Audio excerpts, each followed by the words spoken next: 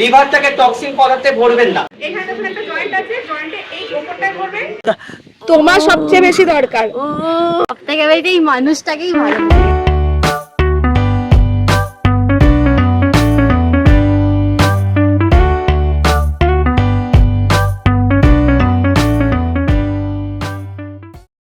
আমি স্যান্ডউইচ করব বলে কটা আলু কুকারে সেদ্ধ করে নিয়েছি। সেদ্ধ করার আগে আলুটাকে মাঝখান দিয়ে যদি এইভাবে কেটে নাও তাহলে কিন্তু খুব সহজেই আলুর খোসা বেরিয়ে আসবে। নমস্কার বন্ধুরা, কেমন আছো তোমরা সবাই? আমার একটা নতুন ব্লগে তোমাদেরকে অনেক অনেক স্বাগত। আমার ব্লগ যদি আপনাদের একটু ভালো লেগে থাকে তাহলে অবশ্যই লাইক, শেয়ার, সাবস্ক্রাইব করো। সেদ্ধ করা আলুর মধ্যে আমি নুন, হলুদ আর সাম্বার মশলা মাখিয়ে রাখলাম। তেলের মধ্যে আমি আদা আর কাঁচা লঙ্কা ফোড়ন দিয়ে তার মধ্যে পনির দিয়ে দিলাম, সাম্বার মশলা দিয়ে দিলাম আর কিছুটা টমেটো দিয়ে দিলাম। এখানে আপনারা আপনাদের ইচ্ছা মতন গাজর, রসুন অনেক কিছু দিতে পারেন, কিন্তু আমার সোমবার বলে আমি পেঁয়াজটাকে অ্যাভয়েডই করলাম। আগের দিন আমি যতটা পাচ্ছি কাজ এগিয়ে রাখছি, কারণ সকাল সকাল উঠে মাকে নিয়ে যেতে হবে ডাক্তারের কাছে। সকালে উঠে আমি এত কিছু কাজ তাড়াহুড়োতে এগিয়ে রাখতে পারবো না, তাই জল খাবার থেকে শুরু করে দুপুরের লাঞ্চ সবকিছুই যতটা পাচ্ছি এগিয়ে রাখছি।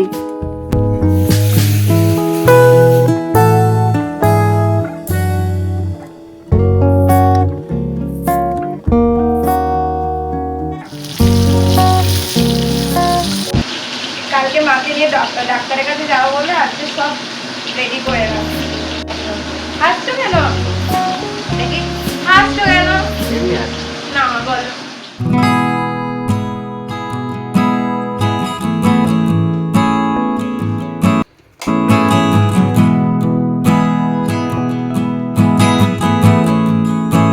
Hello guys, good morning. এখন বাজে 10:20। 10টার মধ্যে বেরিয়ে যাওয়া উচিত ছিল, বাট দেরি হয়ে গেছে, প্রচন্ড ঘুমিয়ে গেছিলাম। যা হয় আর কি, এডিট করছিলাম রাত্রিবেলা, ঘুমিয়ে গেছিলাম, একদম ভুলেই গেছি সবকিছু। যাই হোক, স্যান্ডউইচটা আমি তাড়াতাড়ি করলাম। আজকে সকালবেলায় মাকে নিয়ে ডাক্তারের কাছে যাবো বলে আমি ব্রেকফাস্ট সবকিছু আগের দিন রাত্রিবেলায় তৈরি করে রেখেছি। সুজি করেছিলাম। এত কথা বলার সময় ভেবেছিলাম ব্লগটা ভালো করে করব, কিন্তু সেইভাবে হয় না সবসময়। এটা তো স্ক্রিপ্টেড নয়, লাইফ। এক এক সময় এরকম ভাবে হয়, আর বিশেষ করে আমার ঘুম থেকে উঠতে দেরি হয়ে যায় বলে অনেকটা দেরি হয়ে যায়। যাই হোক, এখন চা বসেছি। টিফিন বক্সে স্যান্ডউইচ প্যাক হয়ে গেছে। এখানে আমার চা হচ্ছে, ফ্ল্যাক্সে নিয়ে যাব। আমি এটাই বলছি, আগে আমরা যখন ছোট ছিলাম তখন বাবা মারা ব্যাগে করে আমাদের জন্য, ছেলে মেয়েদের জন্য খাবার নিয়ে যেত। আর আমরা এখন বড় হয়ে গেছে, এখন মারা হয়ে গেছে ছোট, তো এখন মাদের জন্য আমরা খাবার নিয়ে যাচ্ছি। বেশ ভালো লাগছে। রেসপন্সিবিলিটি এইভাবে চেঞ্জ হয়। অনেক কিছু টেস্ট আছে, আদৌ বুঝতে পারছি না, খালি পেটে না ভরা পেটে, ওই জন্য খাবার ব্রেকফাস্ট নিয়ে যাওয়া হচ্ছে। বরের জন্য খাবার তৈরি করে নিয়েছি, মাছের ঝোল, যা যা তরকারি ফরকারি সবকিছু তৈরি করে নিয়েছি। শুধু ইয়োই করতে পারে, শুধু ইয়োই করতে পারে। ব্লগ ভালো লাগলে কি করতে হবে বলো?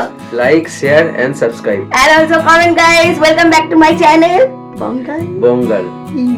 চলো আমি তাতে রেডি হই। এই রেডি তো হয়ে গেছি, কি যে বলি কে জানে। ফ্লাক্সে চা নিয়ে নিয়েছি, এই যে টিফিন বক্স রেডি হয়ে গেছে।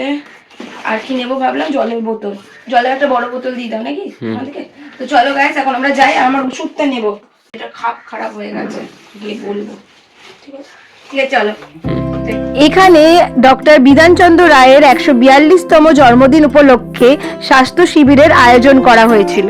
আর এই আয়োজনটা অন্য কোথাও না, ডাক্তারের বাড়িতেই হয়েছিল। মোট কথা এখানে সুব্যবস্থা সম্পন্ন আয়োজন করা হয়েছিল। বিশেষ করে বয়স্কদের জন্য অনেক কিছু চিকিৎসার ব্যবস্থা করা হয়েছিল বিনামূল্যে।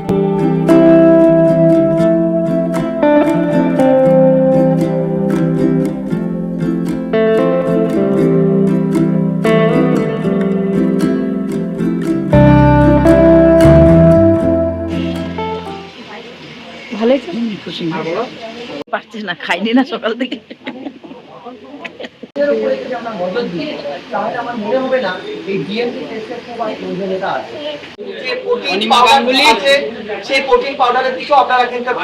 নজর দেবেন। ভবিরনের কোনো কাজ এখন কিন্তু নেই, দেখবেন 2-3 বার স্প্রে করলেও কোনো লাভ হয় না। কাজেই ওই ভবিরনটাকে বাদ দিয়ে যদি আপনারা এই পেনটক্স জেল একটা লাগিয়ে আপনারা দেখলে বুঝতে পারবেন, আমি ওখান থেকে দিয়েও দিচ্ছি। এই পেনটক্স জেলটা একটু খেয়াল করে দেখবেন যে ইনস্ট্যান্টলি রিলিফ অনেকটা ভালো হয়, অনেক। পেনটক্স জেল, এই লিভোসিল বেলটা যাদের আমাদের বাচ্চাদের আমরা কি হয় একটু মানে একটু গ্যাসের সমস্যা হলে আমরা অ্যান্টাসিড দিচ্ছি এখন, তাই না? অ্যান্টাসিড সিরাপ যাবেন না ওসবের মধ্যে, লিভারটাকে টক্সিন পদার্থে ভরবেন না।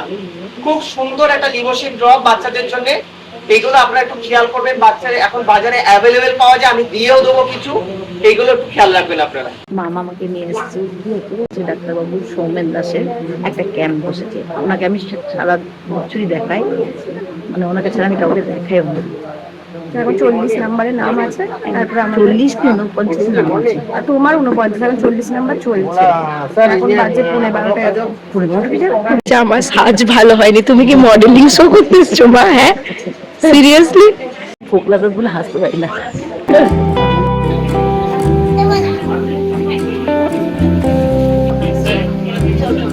কি বলছে? তুমি ভালো করে শুনেছো কি বলছে? যা বলছে তুমি ঠিকঠাক বলেছো কিনা বলো। এটা দিয়ে কোথায় যেতে হবে? কি জানি সেটা বুঝতে না। তুমি কিচ্ছু শোনো না। এটা দিয়ে কোথায় যেতে হবে বলবে? গাইস এখন বাজে 12:10 এরকম টাইমে। তো এখান দিয়ে একটা কাগজ দিল, দিয়ে আমাদেরকে এই চেম্বার এখানে যেতে হবে। কি করতে হবে জানি না, কোনো টেস্ট হবে আই থিঙ্ক। এখানে ক্যাম্প বসেছে।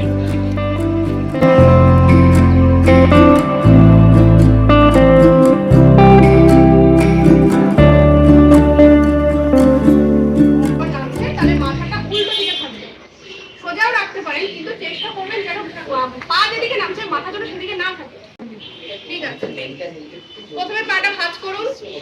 ভাঁজ হয়েছে, এই কাজটা বুঝতে পেরেছেন? এটা দেখতে কেমন হয়েছে? এখানে দেখুন একটা জয়েন্ট আছে, জয়েন্টে এই ওপরটায় ধরবেন, আর একটা হাত হচ্ছে হাঁটু একটু নিচটা ধরবে। পা তাহলে এই অবস্থাতে রেখে ডান দিকে একটু টেনে আনতে হবে, উল্টো দিকে একটু টানতে হবে। এই টানটা ধরে রাখতে হবে 10 থেকে 15 সেকেন্ড। এই একজন ফাঁকিবাজের চূড়ান্ত, সবাই শুনছে।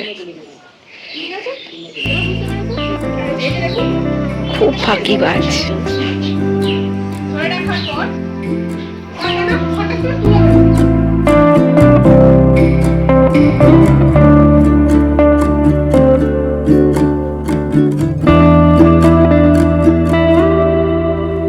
প্রচন্ড খিদে পেয়েছিল, তো আমি এখন খাচ্ছি স্যান্ডউইচ।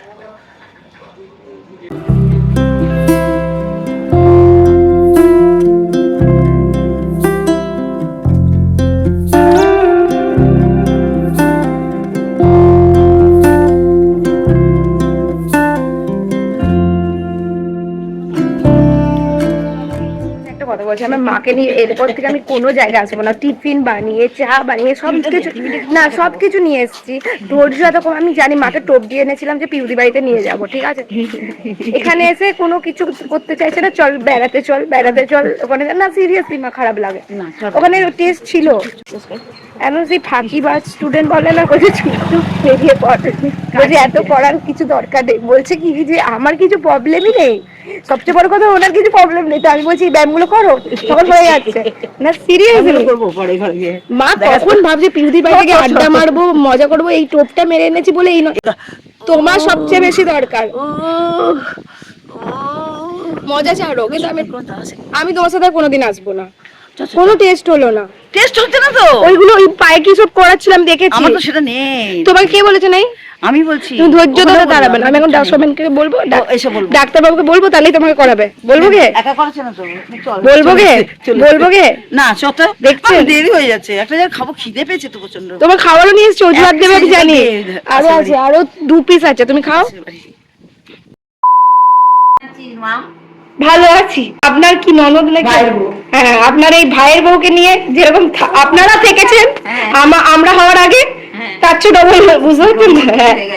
আমি একটা কথা বলতে বাধ্য হলাম। আমি মাকে নিয়ে, আর তুই আমার কোলে আয় তাহলে। হ্যাঁ, এই যে এও আসবেন, উনিও আসবে। মাকে নিয়ে একটা কথা বলতে বাধ্য হলাম যে মাকে নিয়ে আজ জীবনে কোনোদিন ডাক্তার দেখাতে আসবো না, বলা আসবো না। আসবো না, কারণ আমি জানি মা অজুহাত দেবে যে আমার খিদে পেয়েছে, ওই জন্য স্যান্ডউইচ করে নিয়ে এসেছি। আমি জানি মা বলে জল তেষ্টা পেয়েছে, জলও নিয়ে এসেছি। আমি জানি মা বলে আমার এনার্জি লাগে, একটু চাও নিয়ে এসেছি। সব করে নিয়ে এসেছি আমি। মায়ের অজুহাত আমি জানি তো। আমি তো মাকে টোপ দিয়ে এনেছি, পিউদির বাড়ি যাবো, নইলে দেখাবে না তো। ওমা ওখানে গেলে দেরি হয়ে যাচ্ছে, মানুষের বাড়ি আর কখন যাবে? মানুষের বাড়ি যাবো কি আগে? তুমি ডাক্তার তো দেখাও। মানে ও ব্যস্ত করেছে ব্যায়াম না, আর একটা কি প্রেশারে একটা জিনিস ছিল, ওটা মাকে আমার করানোর ইচ্ছা ছিল। মা ওখানে গিয়ে কি বলছে জানেন, আমার তো ব্যথা নেই, আর এদিকে এমনি সময় খুঁড়িয়ে খুঁড়িয়ে এরকম হাঁটবে, এমনি সময় হাঁটবে। কি মা এরকম হাঁটছো কেন? ব্যথা আছে পায়ে তাই এরকম হাঁটছি রে। হাঁটুর ব্যথা আছে তুমি বলো, ফালতু বলো না। চাটা এবার দিই সবাইকে।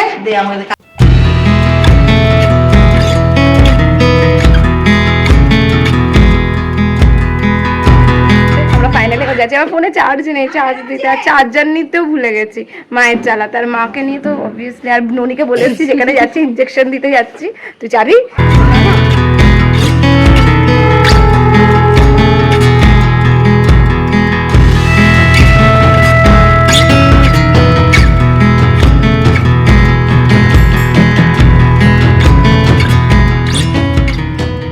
আর এই কি বেশ বলে চচ্চড়ি পেয়ে গেছি। সিরিয়াসলি বলতে গেলে এরকম দুষ্টু আর পন্নার মতন যদি আমার লাইফে মানে সারাক্ষণ থাকে না, প্রচুর হেল্প করে দেয় ব্লগে, আর খুব ভালো লাগে ওদেরকে মন খুলে বলা যায় একটু ধর, ওদের কোনো বিরক্তি নেই, কোনো অসুবিধা নেই। এটার জন্য কিন্তু আপনারা সবথেকে বেশি এই মানুষটাকেই ভালো লাগে।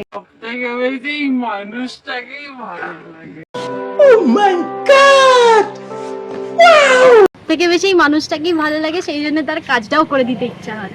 থ্যাংক ইউ দুষ্টু, love you. A few inches later. মা বসে গেছে খেতে, আর বলতে নেই কারোর বাড়িতে আসলে ভালোবেসে কিছু খেতে দিলে না আমাদের খিদেটাও একটু বেশি বেড়ে যায়। আমার বেগ এখন প্রচন্ড খারাপ, তো আমি আসছি না, আমি চান টান করে নিয়েছি, এবার আমরা খেতে বসে। আমরা পিউ দিদির বাড়িতে এসেছি, পিউদি আমার পিউজি তোমার কে হয় বুঝে গেছে, তোমার বলতে গেলে 10 ঘন্টা। পেঁপে দিয়ে মুগের ডাল, মোচার তরকারি, বাঁধাকপির তরকারি, পটল আলু ডালের বাটা তরকারি, ডিমের কারি, চচ্চড়ি। চচ্চড়ি ওটা পিসি। কি নেবে নিয়ে নাও। হ্যাঁ খাও।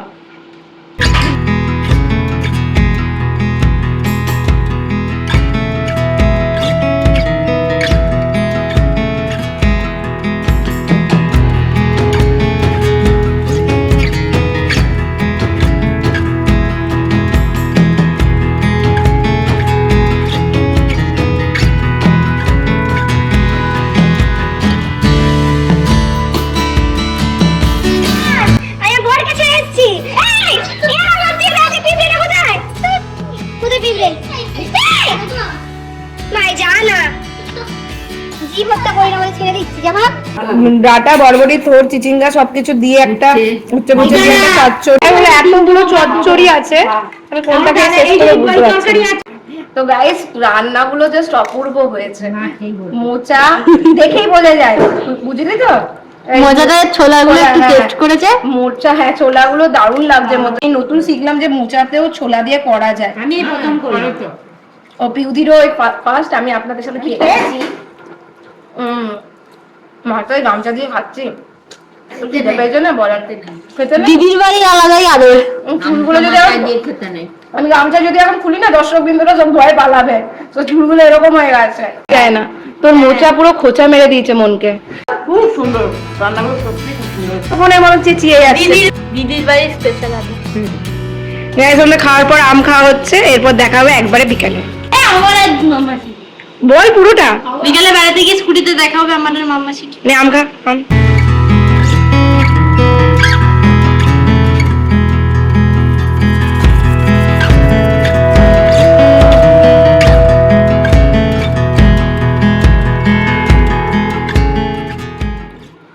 হেভি মিষ্টি, হিংসা করতো মা খাও একটা।